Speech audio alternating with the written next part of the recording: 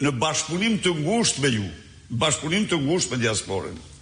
Gjovi Nikoli, përshëndetje doktor Berisha, çfarë do të bëjë opozita që të mbrojë votën në zgjedhjet e vitit 2027, se ne e dim shumë mirë se nuk ka reformë zgjedhore që e pengon Ramën që të vjedh dhe të blej votat. Rama dhe si do e pengoni ju si opozit Ramën që mos bëj reformën e turpshme territoriale, ku siç thuhet do hiqen edhe 14 bashki të tjera. Një nga këto bashki është Bashkia Mirditës. Unë jam një mirditar.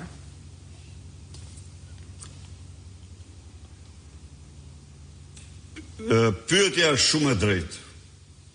Ju më keni ndjur shumë herë tu them haptas shqiptarve. Me Edi Ramën nuk ka zgjedhje. Dhe kur e them këtë unë e di se shumë nga antarët, mbështetësit tanë mërziten kur më ndigjojnë një gjë të tillë. Ka prej tyre që edhe më kanë thënë mos e thuaj këtë fjalë. Por unë duhet të them të vërtetën. Jo se më pëlqen kur kjo gjë. Por në Shqipëri vota vdes pa hyrë në kuti. Unë e konfirmova këtë edhe në takimet ndërkombëtare ku isha dhe e kam faktuar unë këtë gjë. Atëherë i dashur mik, duhet bëjmë gjithçka për largimin e tij. Sa tjetë Edi Rama në pushtet, votat ai do t'i marrë para votimit. Po t'jap vetëm një shembull. Një shembull. Ta arsytojmë bashkë.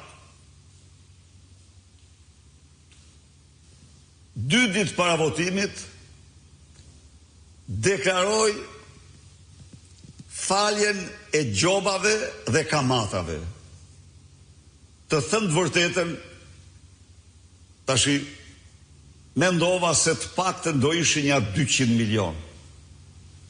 Dhe natyrisht kuptova që kjo do ishte një efekt katastrofal mbi rezultatin. Ato nuk ishin 200 milion.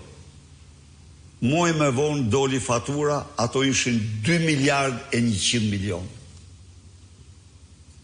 Ato interesonin 200 e sa mijë familje, votues, familje që kishin votues.